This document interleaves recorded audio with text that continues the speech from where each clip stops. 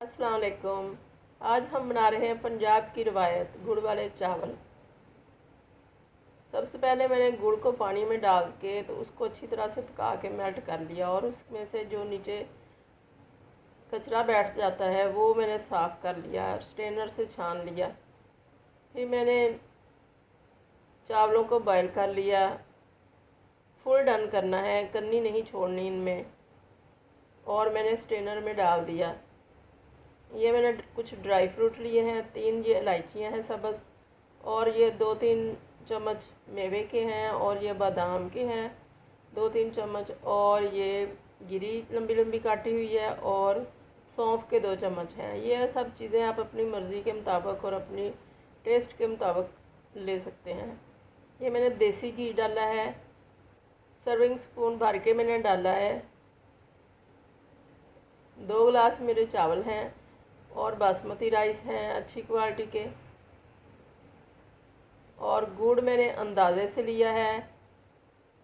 वैसे अगर आप आधा किलो चावल लें तो आधा किलो ही इसमें गुड़ जाता है, मगर घर में हम लोग ऐसे ही गिलासों के हिसाब से या प्यालियों के हिसाब से निकालते हैं, तो फिर अंदाजे से ही लेना पड़ता है। तो इसलिए मैं ये करती हूँ कि थोड़ा सा ज़्यादा अपने अंदाजे से थोड़ा सा ज़्यादा कर लेती हूँ गुड़ को मेल्ट।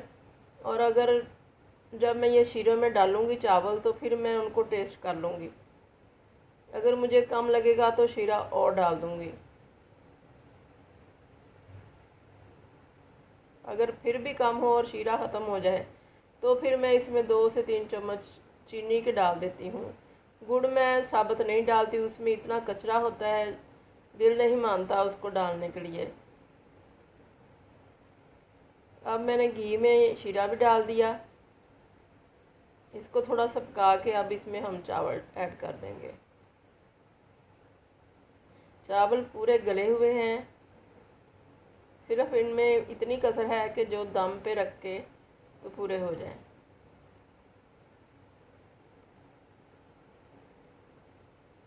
इनको अच्छी तरह से मिक्स करना है कि सारे चावलों में अच्छी तरह से शीरा लग जाए। शीरे में जाके चावल टूटते नहीं हैं, इनको अच्छी तरह से हिला लें। चीनी और गुड़ की यह खासियत है कि चावल अगर इसमें कच्चे चले जाएं तो फिर वो अकड़ जाते हैं, वो गलते नहीं हैं। और जो गले होते हैं उनको वो टूटते नहीं हैं, उनको ज़रा एहतियात से तो शीरे में शीरा खुशक कर लें चावल डाल के। अब ये शीरा ख़त्म हो गया है, खुशक हो गया है, तो इसको अब मैं दम पे लगा दूँगी। 5 मिनट मैंने दम पे रखना है हल्की आंच पे। आखिरी आधा मिनट जो है वो मैं थोड़ी सी हल्की सी तेज़ करूँगी। मुझे ज़रा रेड रेड ऊपर वो नीचे खुरचन आई हुई अच्छी लगती है गुड़ वाले चावलों में। जैसे ये कलर आ गया है, ये मैं स्पेशली बना के खाती हूँ। एंड पे मैं थोड़ी सी आंच तेज़ कर देती हूँ कि इतना सा कलर आ जाए। तो इसको अचार के साथ खाएं, दही के साथ खाएं, दूध की मलाई के साथ खाएं, बहुत मज़े की लगती है। आप भी बनाएं, खाएं। अल्लाह करे आपकी अच्छे बने चावल। दुआओं में याद रखिएगा। अल्लाह हाफिज़।